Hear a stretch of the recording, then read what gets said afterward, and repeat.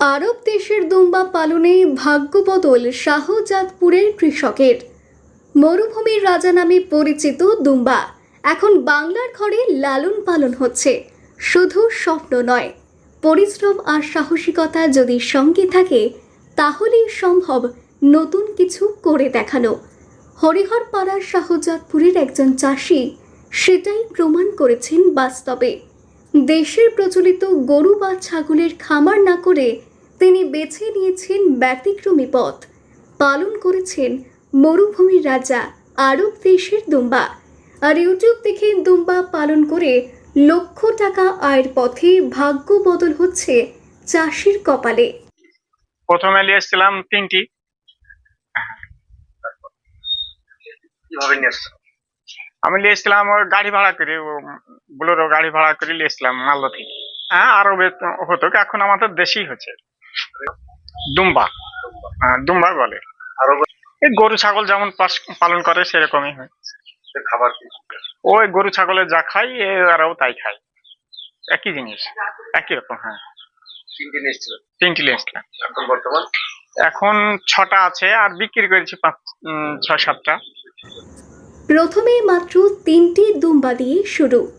আজ তার খামারে রয়েছে বিভিন্ন দামের, আকৃতির ও বৈশিষ্ট্যের একাধিক আরব দুম্বা। রং, গঠন আর স্বাস্থ্যে যেন চোখ জুড়িয়ে যায়। দুম্বা চাষি আফসার আলী তিনি জানিয়েছেন, ইউটিউব দেখে দুম্বা চাষে আগ্রহ বেড়েছে। মালদা জেলা থেকে 1,69,000 টাকা দিয়ে 3টি দুম্বার বাচ্চা নিয়ে আসা হয়েছিল। 6 মাসের মধ্যেই বাচ্চা দিতে শুরু করে। এখানকার ছাগলই যেসব খাবার খায় সেই খাবার খেয়েই বড় হচ্ছে। তবুও এই দুম্বাগুলোর জন্য বিশেষ খাদ্য তালিকা তৈরি করা হয়েছে। এই ছাগল বিক্রি করে প্রায় 5 লক্ষ টাকা ইনকাম হয়েছে। এও জানা গিয়েছে, বিশেষ করে কোরবানির মৌসুমে দুম্বার চাহিদা থাকায় বাজারে এর দামও বেশ ভালো। ফলে লাভ আসছে নিয়মিত, আর খরচ তুলনামূলকভাবে অনেকটাই নিয়ন্ত্রিত। এই 3 বছরে প্রায় লক্ষ লক্ষ টাকা আয় করেছেন এই কৃষক। প্রাণী সম্পদ অধিদপ্তরের পরামর্শ ও সহায়তা নিয়ে এগিয়ে যাচ্ছেন এই উদ্যোক্তা। স্থানীয় অনেক তরুণ এখন আগ্রহী হচ্ছেন এই নতুন সম্ভাবনার খাতে। হ্যাঁ, বলবো কি যে আমরা এতদিন শুনে এসেছি যে এসব দুম্বা প্রাণী আরব দেশে মরুভূমিতে তৈরি হয়, কিন্তু পরে শুনলাম যে আমারই চাচা বড়ব্বা সে নাকি বিদেশ থেকে দুম্বা বাড়িতে এনে লালন পালন করার প্রোগ্রাম নিয়েছে।